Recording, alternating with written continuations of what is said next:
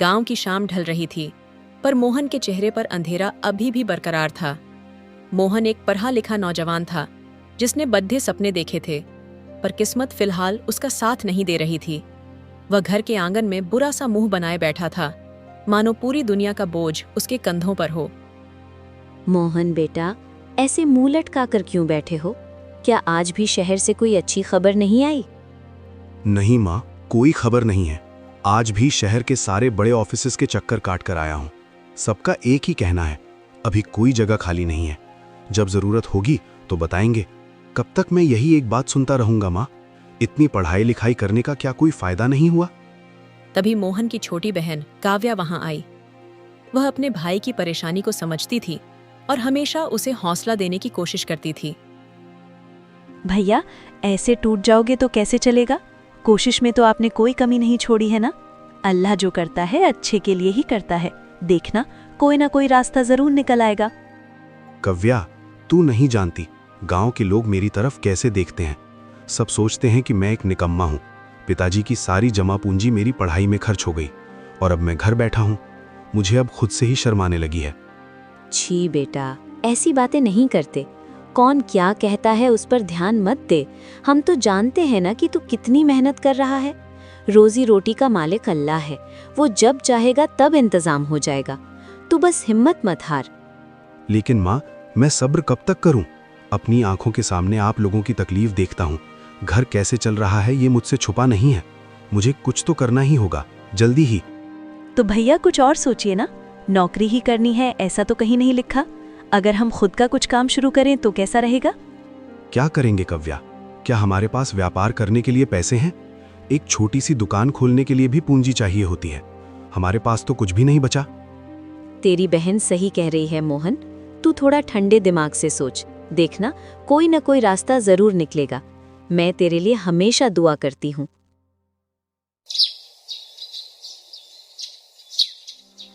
अगले दिन मोहन गांव के चौराहा पर थोड़ा उदास बैठा था। वहां गांव के कुछ किसान, हीरा चाचा, किशन और भोला बैठकर आपस में गहरी चिंता में बातें कर रहे थे। मोहन उनकी बातें सुनने लगा। अरे किशन, धान की फसल तो इस बार बढ़िया हुई है, लेकिन मुनाफा कुछ नहीं मिलने वाला। सब तो उस रशीद व्यापारी के पेट में जाएगा। सही कहा हीरा चाचा। अगर मंडी वक्त पर खुलती तो बात अलग थी। आज 3 दिन से धान की गाड़ी लेकर घूम रहा हूँ। वो राशिद नशा करके पड़ा है, दुकान खोलने का नाम ही नहीं ले रहा। मेरे धान तो सूख कर खराब होने की कगार पर है। शहर जाकर बेचने का कोई रास्ता भी नहीं है। अकेला गाड़ी भाड़ा करके ले जाऊंगा तो इतना खर्च हो जाएगा कि कुछ बचेगा ही नहीं। हम सब इसी मुसीबत में फंसे हैं। रशीद जानता है कि हम उसके बिना धान कहीं और नहीं बेच सकते, इसलिए वो इसका फायदा उठाता है। जो भी दाम वो फेंकता है हमें उसी में बेचना पड़ता है। ऊपर से पैसे भी वक्त पर नहीं मिलते। मोहन ने उनकी बातें ध्यान से सुनी और उसे लगा कि शायद यही वह मौका है जिसके बारे में काव्या कह रही थी। वह हिम्मत करके उनके पास गया। हीला चाचा, एक बात कहूं, अगर आप लोग बुरा ना माने तो? अरे मोहन बेटा, तुम बोलो, क्या कहना चाहते हो? बुरा मानने वाली क्या बात है? ये रशीद व्यापारी आपको प्रति बोरी धान का कितना दाम देता है? मत पूछो बेटा। कभी 4 रुपए देता है तो कभी 3.5 रुपए। सब उसकी मर्जी पर चलता है। हम किसान तो लाचार हैं। और शहर की बड़ी मंडी में इस धान का क्या भाव है, क्या आप लोगों को पता है? हमें कैसे पता होगा भाई? हम तो कभी गांव से बाहर गए ही नहीं। बस सुना है वहां दाम अच्छा मिलता है, पर हम गरीबों के शहर तक पहुंच कहां। अगर आपका धान मैं शहर ले जाकर बेच दूं तो कैसा रहेगा? मोहन, तुम शहर जाकर बेचोगे कैसे? तुम्हारे पास तो कोई गाड़ी भी नहीं है। मैं एक बड़ी बैलगाड़ी भाड़े पर ले लूंगा। अगर आप सबका धान एक साथ जाएगा तो गाड़ी का भाड़ा भी कम लगेगा और सबका काम भी हो जाएगा। लेकिन बेटा, इसमें तुम्हारा क्या फायदा? तुम क्यों हमारे लिए इतनी धूप में मेहनत करोगे? चचा, मैं बेरोजगार हूं, मेरे पास कोई काम नहीं है। अगर मैं आपका ये काम कर दूं और उसके बदले आप मुझे हर गाड़ी पर थोड़ा पैसा दें तो मेरा भी गुजारा हो जाएगा और आपको भी रशीद से मुक्ति मिल जाएगी। कितना पैसा लेना चाहोगे? हर गाड़ी धान बेचने के लिए आप मुझे सिर्फ 2 रुपए दीजिएगा। सुझाव तो अच्छा है बेटा, लेकिन भरोसा कैसे करें? अगर तुम हमारा सारा धान लेकर शहर से भाग गए तो? चचा, मैं इसी गांव का बेटा हूं। मेरे माँ बाप को तो आप सालों से जानते हैं। मैं आपके भरोसे के साथ कभी बेईमानी नहीं करूंगा। आप चाहें तो सिर्फ एक बार मुझ पर भरोसा करके देख सकते हैं। अगर मैंने आपको ठगा तो फिर कभी मेरा चेहरा मत देखिएगा। मुझे लगता है मोहन को एक मौका देना चाहिए। राशिद के हाथों लुटने से तो ये बेहतर ही है कि हम अपने गांव के बेटे की मदद करें। ठीक है मोहन, मैं राजी हूँ। मेरे पास 50 बोरी धान है। तुम कल सुबह आकर ले जाना, देखते हैं तुम क्या कर पाते हो। लेकिन बेटा, एक बात याद रखना, सब कुछ ईमानदारी से होना चाहिए। चचा, आप बिल्कुल निश्चिंत रहिए। मैं अपनी पूरी जान लगा दूंगा आपके विश्वास की मर्यादा रखने में। हीरा चाचा से बात पक्की करने के बाद मोहन जल्दी जल्दी अपने घर पहुंचा। उसके चेहरे पर आज एक अलग ही चमक थी। घर आते ही उसने अपनी माँ और बहन काव्या को पूरी बात विस्तार से बताई। भैया, आपका प्लान तो सच में चमत्कारी है। मुझे सुनकर बहुत खुशी हुई। लेकिन क्या आप ये सब अकेले संभाल पाएंगे? शहर के रास्ते, वहाँ की भीड़ और बड़े बड़े व्यापारी, ये काम इतना आसान भी नहीं होगा। देख कव्या, कोशिश तो करनी ही होगी। घर पर खाली बैठकर अफसोस करने से तो ये लाख गुना बेहतर है। और तू चिंता मत कर, तू है ना मेरी मदद के लिए। तू मुझे अपनी बुद्धि से रास्ता दिखाती रहना। बेटा, तू जो भी करे बस सोच समझ कर करना। हमेशा याद रखना, किसी का भरोसा कभी टूटना नहीं चाहिए।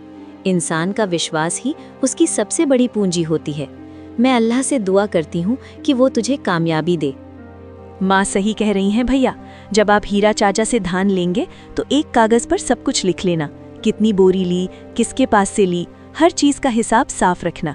इससे आगे चलकर कोई गलतफहमी या झगड़ा नहीं होगा। तूने बिल्कुल सही बात कही। मैं अभी एक डायरी और कलम लेकर आता हूँ ताकि हर एक रुपए का हिसाब रखा जा सके। अच्छा कव्या, तुझे पता है शहर की कौन सी मंडी या अरहट में जाना सही रहेगा? मैंने कल के अखबार में पढ़ा था कि नदी के उस पार जो नया कृषि बाजार बना है, वहाँ के व्यापारी किसानों को धान का अच्छा दाम देते हैं। आप कल वहीं जाकर पता कर सकते हैं। ठीक है, तो कल सुबह सुबह मैं सबसे पहले वहीं जाऊंगा।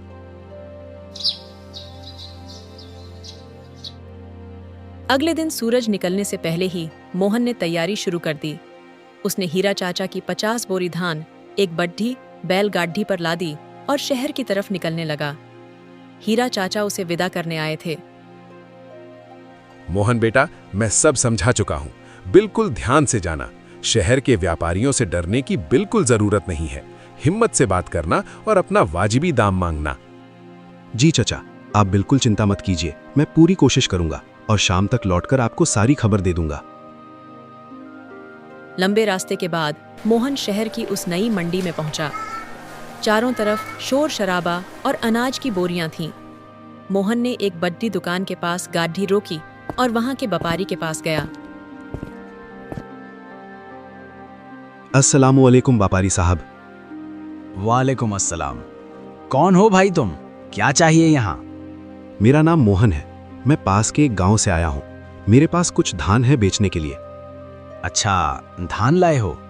दिखाओ जरा। चलो, ये एक बोरी खोलकर दिखाओ मुझे।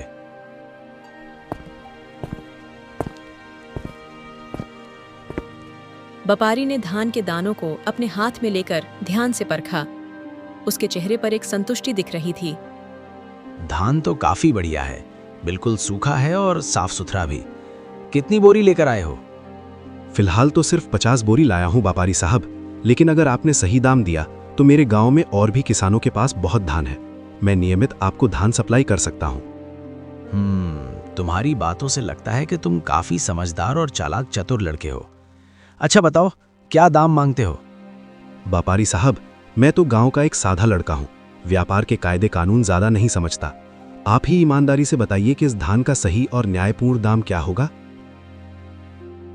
तुम्हारी ये बात मुझे पसंद आई। आजकल के लोग तो 2 रुपए की चीज को 10 में बेचना चाहते हैं। ठीक है, मैं तुम्हें धोखा नहीं दूंगा। माल अच्छा है, इसलिए मैं तुम्हें प्रति बोरी 6 रुपए दूंगा। 6 रुपए? क्या आप सच कह रहे हैं व्यापारी साहब? हाँ भाई, बिल्कुल सच कह रहा हूँ। मेरे यहाँ कोई 2 नंबरी काम नहीं होता। माल बढ़िया हो तो मैं दाम भी खुलकर देता हूँ। क्या तुम इस भाव पर धान बेचोगे? जी बिल्कुल, इससे बेहतर दाम मुझे और कहाँ मिलेगा। रशीद व्यापारी तो इसका आधा भी नहीं देता था। मोहन ने जल्दी जल्दी सारा धान उतरवाया और व्यापारी से पैसे लिए। पैसों की गड्डी हाथ में पकड़ाते ही मोहन की आंखों में उम्मीद की एक नई किरण चमक उठी। वह खुशी खुशी अपने गांव की तरफ वापस निकल पड़ा। शहर से धान बेचकर मोहन जब गांव लौटा तो सूरज ढल चुका था। उसके कदमों में एक नई रफ्तार थी और दिल में जीत की खुशी। वह सीधा हीरा चाचा के घर पहुंचा। चचा, क्या आप घर पर हैं? अरे मोहन बेटा, तुम आ गए। क्या हुआ? चेहरा तो तुम्हारा बड़ा खुश दिख रहा है। सब खैरियत तो है ना? चचा, आपका सारा धान बिक गया है। ये लीजिए आपके पैसे। मोहन ने पैसों की गड्डी हीरा चाचा के हाथ में पकड़ दहा दी। हीरा चाचा ने जब नोट गिने तो उनकी आंखें हैरत से फटी की फटी रह गईं। ये क्या बेटा, इसमें तो बहुत ज्यादा पैसे हैं। क्या तुमने हिसाब सही से किया है? कहीं कोई गलती तो नहीं हुई? जी चचा, हिसाब बिल्कुल सही है। मैंने प्रति बोरी 6 रुपए के हिसाब से धान बेचा है। आपकी 50 बोरियों के 300 रुपए हुए और मैंने अपने पास 2 रुपए रखा है। 6 रुपए? सच कह रहे हो? वो रशीद व्यापारी तो हमें कभी 4 रुपए से ज्यादा देता ही नहीं था। मोहन बेटा, तूने तो आज हमारी आंखें खोल दी। तूने आज जो हम किसानों पर एहसान किया है उसे मैं लफ्जों में बयान नहीं कर सकता। चचा, एहसान कैसा, ये तो मेरा फर्ज था। आपने मुझ पर भरोसा किया, वही मेरे लिए सबसे बड़ी बात है। कल सुबह मैं गांव के हर घर में जाकर तेरी ईमानदारी की बात करूंगा। देखना, अब सब किसान तेरे पास ही धान लेकर आएंगे। तू बहुत बड़ा आदमी बनेगा बेटा। मेरा दुआ तेरे साथ है।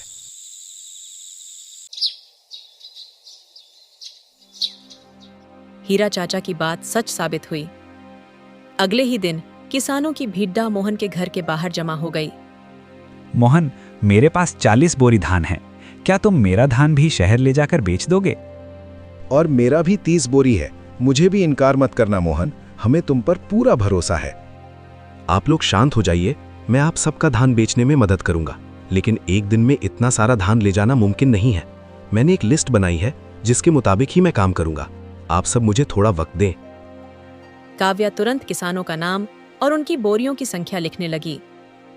किशन भाई, आप अपनी बोरी बताइए, मैं लिख लेती हूँ। आप सब कृपया लाइन में खड़े हो जाइए, मैं एक एक करके सबका नाम लिख लेता हूँ। अगले कुछ हफ्तों में मोहन ने गांव के लगभग सभी किसानों का धान शहर पहुंचा दिया। सबको अच्छा मुनाफा मिला और मोहन की जेब में भी काफी पैसे जमा हो गए। एक शाम मोहन ने अपनी पहली कमाई अपनी माँ के हाथ में रखी। ये लीजिए माँ, मेरी पहली कमाई। अल्लाह तेरी कमाई में बरकत दे बेटा। तू आज अपने पैरों पर खड़ा हो गया है और सबसे बड़ी बात यह है कि तू नेक रास्ते पर चलकर कमा रहा है। मेरे लिए इससे बड़ी शांति और कुछ नहीं है। भैया, अब तो आपकी जिम्मेदारी बहुत बढ़ गई है। इतना सारा काम अकेले संभालने में आपको तकलीफ होती होगी। क्यों ना आप अपनी साथ 1-2 लोग रख लें? तू सही कह रही है कव्या। मैं सोच रहा हूँ गांव के ही 2 बेरोजगार लड़कों को अपने साथ काम पर लगा लूं। इससे उन्हें भी रोजगार मिल जाएगा और मेरा काम भी आसान हो जाएगा। जहां एक तरफ गांव में मोहन की तारीफ हो रही थी, वहीं दूसरी तरफ गांव का पुराना व्यापारी रशीद गुस्से से पागल हो रहा था। उसका धंधा ठप हो गया था क्योंकि अब कोई उसकी दुकान पर धान नहीं लाता था।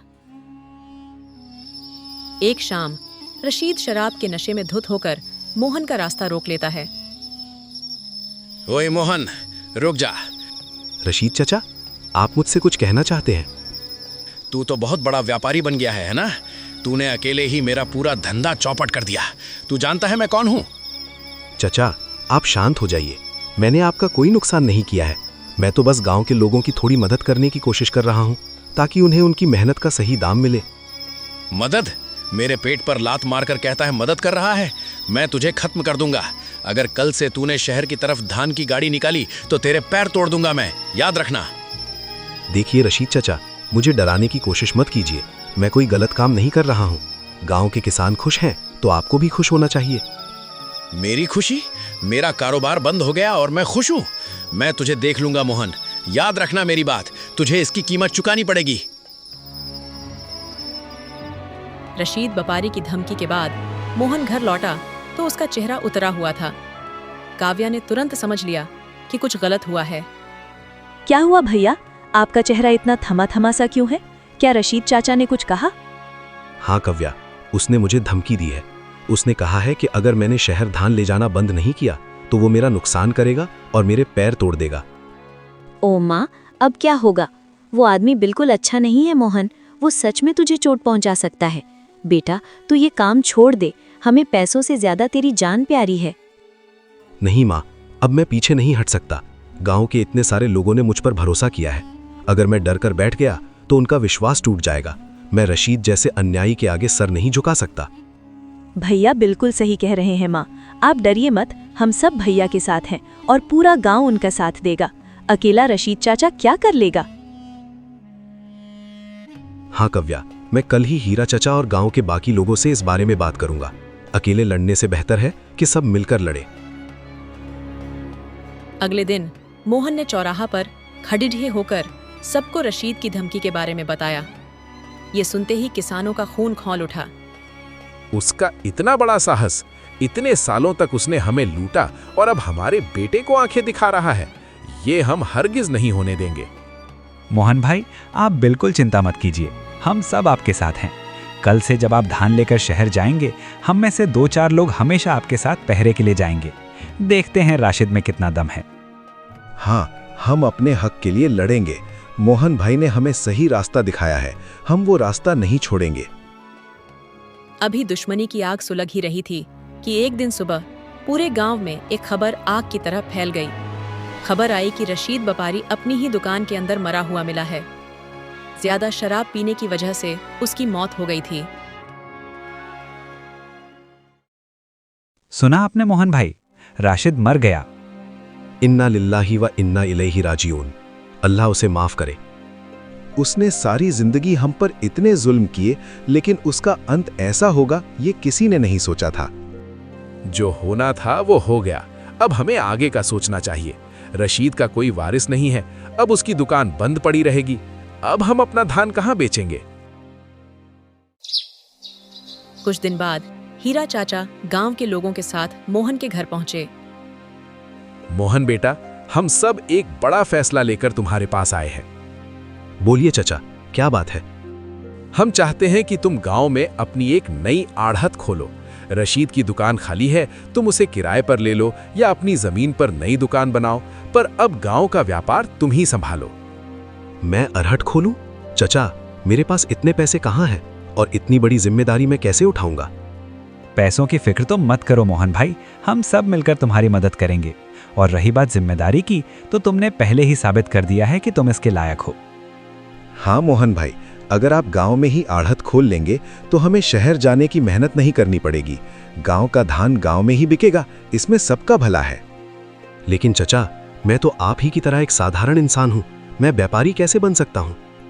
तुम साधारण नहीं हो बेटा, तुम ईमानदार हो। हमें ऐसा ही इंसान चाहिए जिस पर हम आंख बंद करके भरोसा कर सकें। हम सब तुमसे गुजारिश करते हैं, हमें निराश मत करना। गांव वालों के इतने प्यार और भरोसे के आगे मोहन मना नहीं कर पाया।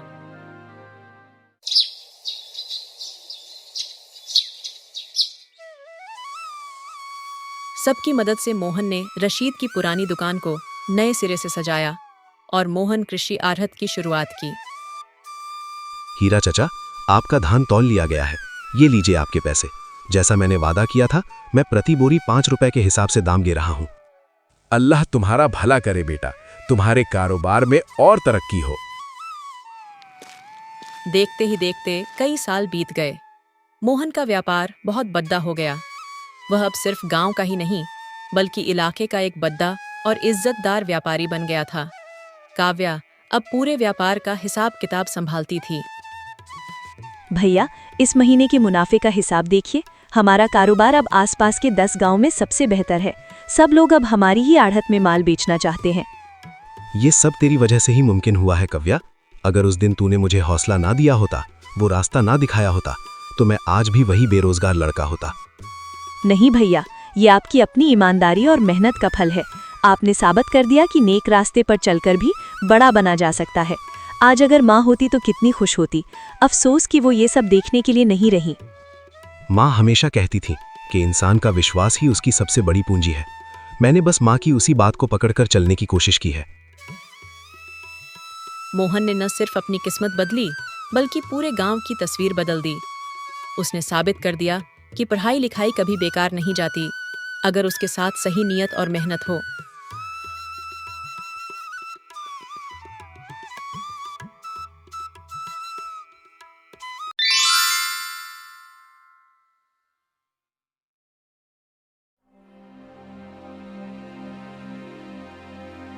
एक छोटा सा गांव, बाहर से बिल्कुल शांत, हवा भी धीरे चल रही है, लेकिन गांव के लोगों के चेहरों पर एक अजीब सी चिंता साफ दिख रही है।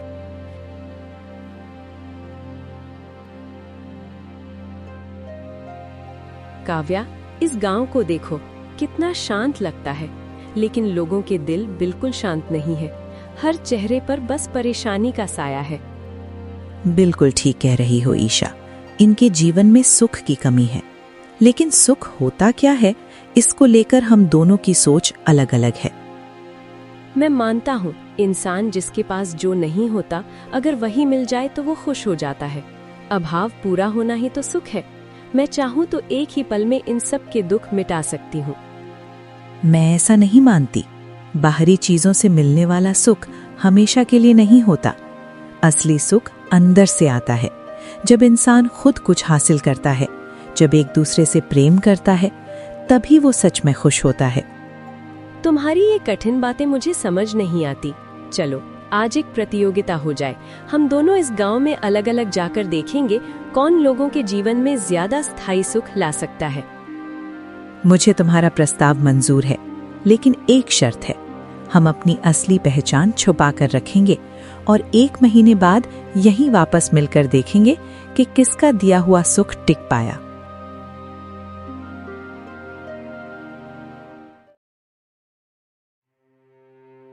इसी गांव में रहता था रोहन, एक गरीब किसान।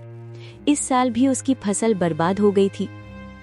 हे अल्लाह, इस बार भी फसल अच्छी नहीं हुई। साहूकार का कर्ज कैसे चुकाऊंगा? बच्चों को 2 वक्त का खाना भी ठीक से नहीं दे पा रहा। ऐसी जिंदगी का क्या फायदा? तभी उसके सामने एक साधारण सी औरत के रूप में ईशा प्रकट होती है। आप इतने परेशान क्यों हैं? क्या बात है? आप कौन हैं? आपको इस गांव में पहले कभी नहीं देखा। मेरी परेशानी सुनकर क्या बदल जाएगा? मेरा नसीब ही खराब है। नसीब को दोष मत दीजिए। बताइए, इस वक्त आपको सबसे ज्यादा किस चीज की जरूरत है? जरूरत? मुझे 1 बोरी भर पैसों की जरूरत है। कर्ज चुका देता, अच्छे बीज खरीदता, बच्चों के लिए नए कपड़े लेता, लेकिन ये सब सिर्फ सपना है। अगर आपका सपना सच हो जाए तो आंखें बंद कीजिए। क्यों? बस एक बार आंखें बंद करके विश्वास कीजिए। रोहन झिझकते हुए आंखें बंद करता है। ईशा अपनी छड़ी घुमाती है। पल भर में रोहन के सामने सिक्कों से भरी एक बड़ी बोरी प्रकट हो जाती है। अब आंखें खोलिए। इतने सारे सिक्के, कहीं मैं सपना तो नहीं देख रहा? ये सब कहां से आया? आप कौन हैं? मैं कौन हूँ ये जानना जरूरी नहीं। ये सब अब आपका है। आपकी सारी कमियां दूर हो जाएंगी। अब आप खुश हैं ना? खुश? मैं दुनिया का सबसे खुश इंसान हूँ। अब मुझे किसी चीज की चिंता नहीं। मैं आपका शुक्रिया कैसे अदा करूं? शुक्रिया की जरूरत नहीं, बस खुश रहिए। ईशा वहां से चली जाती है।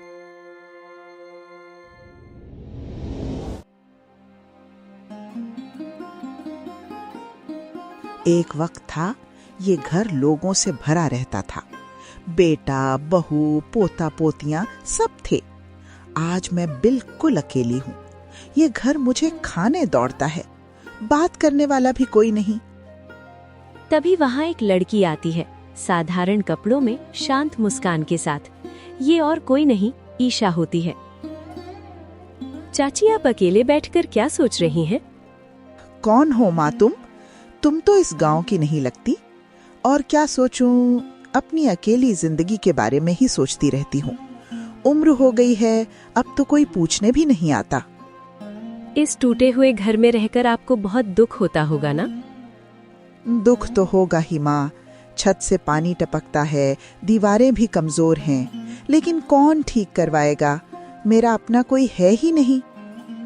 अगर आपके पास एक सुंदर सा घर हो जहाँ कोई परेशानी ना हो तो? गरीब के भी सपने होते हैं क्या माँ? सुंदर घर तो बस सपना ही रह जाता है। सपने सच हो सकते हैं चाची। बस ये बताइए, क्या आप एक नया अच्छा घर चाहती हैं? चाहूंगी, क्यों नहीं, जरूर चाहूंगी। ठीक है, आप उस पेड़ के नीचे थोड़ी देर बैठ जाइए, मैं अभी आती हूँ। शांति देवी धीरे धीरे पेड़ के नीचे जाकर बैठ जाती है। ईशा चुपचाप अपनी छड़ी घुमाती है।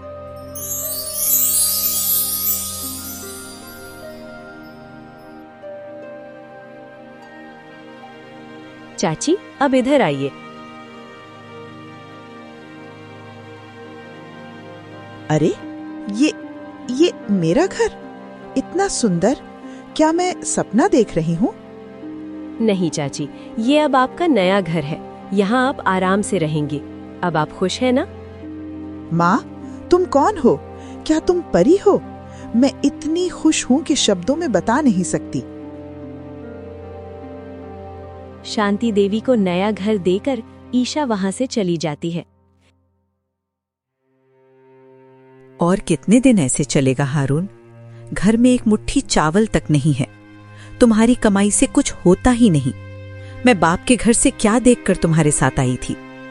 क्या मैं कोशिश नहीं करता? काम मिलता ही नहीं। दिन भर मेहनत करके जो मिलता है उससे होता क्या है? तुम्हें बस ताना देना आता है। ताना नहीं दूंगी तो क्या करूं? मेरे पास एक ढंग की साड़ी तक नहीं है, न एक टुकड़ा गहना। दूसरे घरों की बहुओं के पास कितना कुछ है। अगर मेरे पास पैसा होता तो क्या मैं तुम्हें देता नहीं? क्या मेरा मन नहीं करता तुम्हें खुश रखने का? तभी अचानक वहां एक औरत आकर खड़ी होती है। तुम दोनों ऐसे झगड़ा क्यों कर रहे हो? आप कौन हैं? हमारे निजी मामले में दखल क्यों दे रही हैं? गुस्सा मत हो, मैं तुम्हारी मदद करना चाहती हूँ। तुम्हारी बातों से लगता है तुम्हारी जिंदगी में बहुत कमियां हैं। बताओ, क्या मिल जाए तो तुम सबसे ज्यादा खुश होगे? मुझे एक गहनों का डब्बा चाहिए और बहुत सारी नई महंगी साड़ियां। क्या आप दे सकती हैं? और मुझे 4 बड़ी दुकान चाहिए। मैं व्यापार करके बहुत पैसा कमाना चाहता हूँ। ठीक है, तुम दोनों की इच्छा पूरी होगी। ईशा अपनी छड़ी घुमाती है। पल भर में कुलसुम के सामने एक गहनों से भरा डब्बा और कई महंगी साड़ियां आ जाती हैं। हारून के हाथ में एक दुकान के कागजात और कुछ पैसा आ जाता है। ये सब कैसे मुमकिन है? क्यों? अब ये सब तुम्हारा है। सच में? ये सब मेरा? हाँ, अब तो झगड़ा नहीं करोगे ना?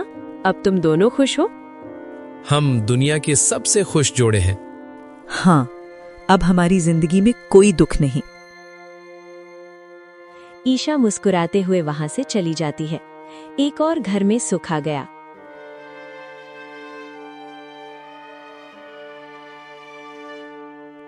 गांव की चौपाल पर शाम धीरे धीरे गहरी हो रही थी। कुछ लोग चुपचाप बैठे थे और कुछ के चेहरों पर चिंता साफ नजर आ रही थी। क्या बात है सोहेल, तुम आज बहुत परेशान लग रहे हो। और क्या बताऊं मुरौल साहब, रोहन के बारे में सोच रहा हूं। रोहन? उससे क्या हो गया?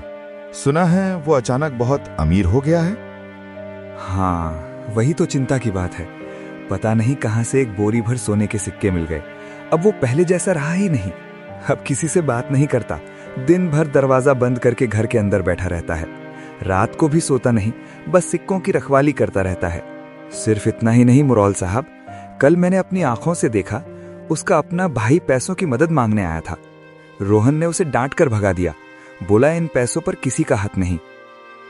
सोहेल की आवाज में दर्द और हैरानी दोनों थी।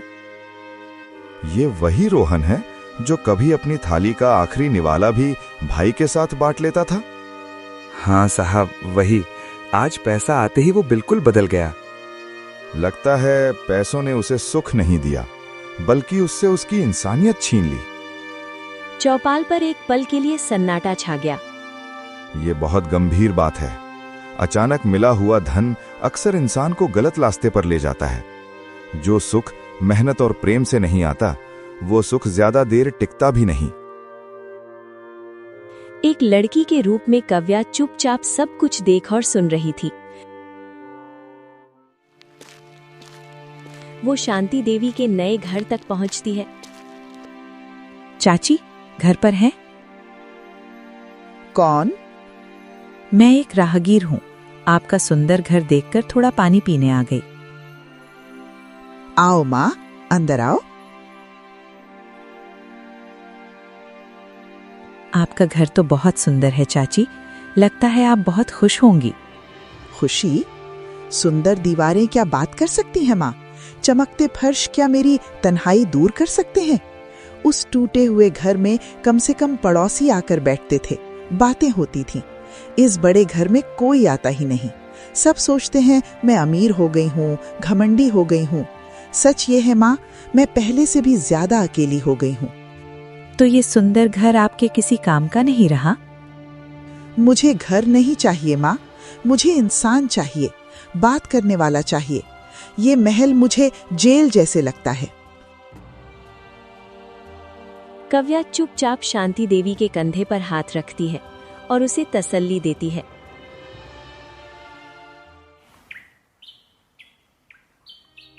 मैंने तुमसे कितनी बार कहा है, दुकान के मुनाफे से और गहनी बनवा दो। आज ही तो दुकान शुरू हुई है, अभी पैसा जमा करना होगा, व्यापार बढ़ाना होगा। तुम्हें बस गहनों की पड़ी रहती है। फिर इतने पैसों का फायदा क्या जब मैं मन से खर्च भी ना कर सकूं? तुम बिल्कुल कंजूस हो। और तुम बेकार खर्ची हो। पैसा कमाना कैसे होता है तुम जानती ही नहीं, सिर्फ उड़ाना जानती हो। सच कहूं, वो पुराने गरीबी के दिन ही अच्छे थे। कम से कम तब हमारे बीच प्यार तो था। प्यार से पेट नहीं भरता, मैं जो चाहूं वही करूंगी। दूर से एक ग्राहक के रूप में कव्या सब कुछ देख रही होती है। ईशा ने सिर्फ चीजें दी, लेकिन उन चीजों को समझ के साथ इस्तेमाल करना नहीं सिखाया। इनका सुख कांच के घर जैसा है, छोटी सी ठोकर में टूट रहा है। अब मेरा काम शुरू होता है। गांव के खेत के पास रोहन अपने सोने के सिक्कों की बोरी जमीन में गाड़ चुका था, पर उसके मन में शांति बिल्कुल नहीं थी। एक किसान के वेश में कव्या रोहन के पास जाती है।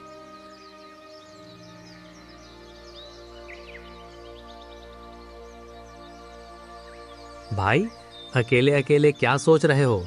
सुना है तुम्हारे पास बहुत पैसा है, फिर भी चेहरे पर मुस्कान क्यों नहीं? तुम कौन हो? मैं पास के गांव की किसान हूँ। तुम्हारी जमीन देखी, मिट्टी बहुत उपजाऊ है, पर अब यहाँ मेहनत नहीं होती। अब मुझे खेती की जरूरत नहीं, मेरे पास बहुत पैसा है।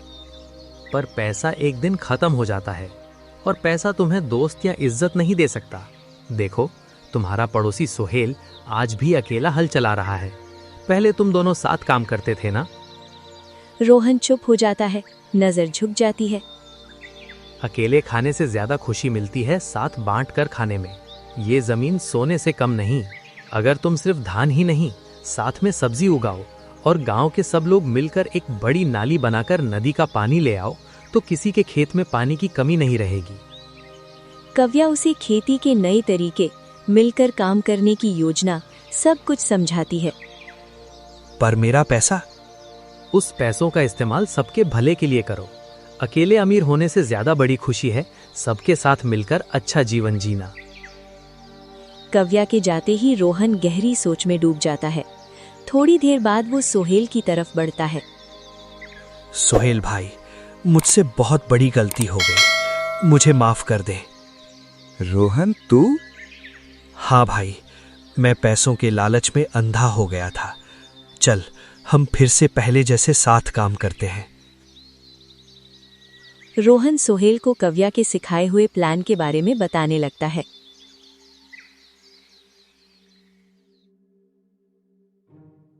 बच्चों, क्या तुम लोग एक मजेदार चीज देखना चाहोगे? क्या चीज? वो जो घर दिख रहा है ना, वहाँ एक दादी रहती हैं। वो दुनिया की सबसे सुंदर कहानियां सुनाती हैं, राजा रानियों की, परियों की, अजनबी देशों की। सच्ची? हाँ, पर दादी बहुत अकेली हैं। अगर तुम उनके पास जाकर कहानी सुनाने को कहोगे तो देखो कैसे खुश हो जाएंगी। दादी, दादी हमें कहानी सुनाइए ना। तुम सब मेरे पास? हाँ दादी, हमने सुना है आप बहुत अच्छी कहानी सुनाती हो। हाँ बेटा, आओ अंदर आओ। आज मैं तुम्हें एक अनजाने देश की कहानी सुनाऊंगी। जिस घर में कभी सन्नाटा रहता था, आज वहां बच्चों की हंसी गूंज रही थी। कुलसुम, तुम घर पर हो? हाँ हाँ ओ। सुना है तुम्हारे पास बहुत पैसा आ गया है, फिर भी हारून भाई को उदास घूमते देखती हूँ और तुम भी अकेली सी लगती हो। और क्या बताऊं दीदी, पैसा हमारे बीच दीवार बन गया है। वो सिर्फ व्यापार के बारे में सोचते हैं, मेरी तरफ देखते भी नहीं। पुरुष का मन जीतना होता है बहन। आज एक काम करो, खुद अपने हाथ से उनका पसंदीदा खाना बनाओ। तुम्हारा हाथ तो कमाल का है। मैं खाना बनाऊं? हाँ, और जब हारून भाई आए तो पैसों की बात मत करना, उनके काम की तारीफ करना। याद रखो, महंगी साड़ी और गहने प्यार नहीं दिखाते, प्यार तो व्यवहार से दिखाया जाता है। शाम को जब हारून दुकान से लौटता है तो देखता है कुलसुम मुस्कुराते हुए इंतजार कर रही है। ये सब क्या है? आज तो कोई त्योहार भी नहीं। तुम्हारे लिए बनाया है, तुम दिन भर मेहनत करते हो। आओ बैठो। दुकान कैसी चल रही है? तुम मेरी दुकान के बारे में पूछ रही हो? आज अच्छा मुनाफा हुआ, पर कुलसुम मैं माफ चाहता हूं, मैं तुम्हें वक्त नहीं दे पाया। मेरी भी गलती थी, मैं सिर्फ अपने बारे में सोचती रही। पैसा आ गया, पर हम पहले जैसे साथ हंसना बोलना भूल गए। मुझे गहने नहीं चाहिए, मुझे तुम चाहिए। बहुत दिनों बाद दोनों साथ बैठकर हंसते हुए बातें करने लगे।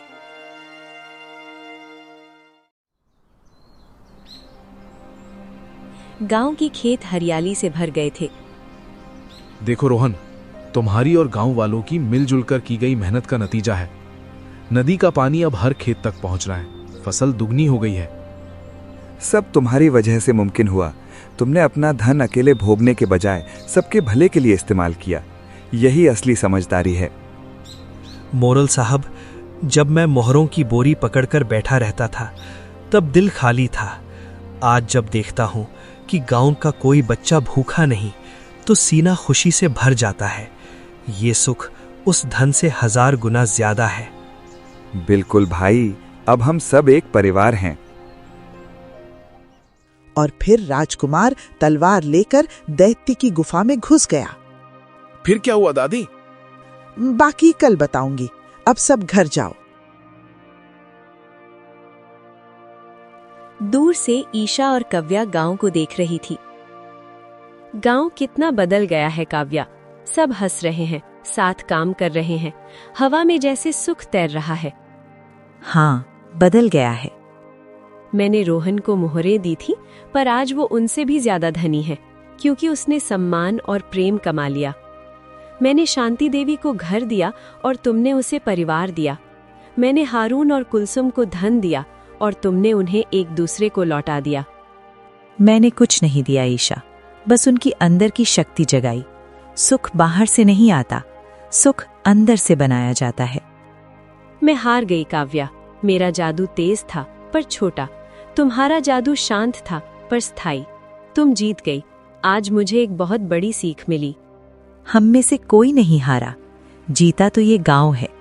अब चलो, हमारे जाने का वक्त आ गया है। ये लोग अब अपनी खुशी खुद बनाना सीख गए हैं।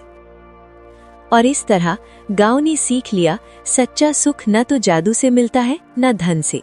सच्चा सुख मिलता है साथ, प्रेम और मेहनत से।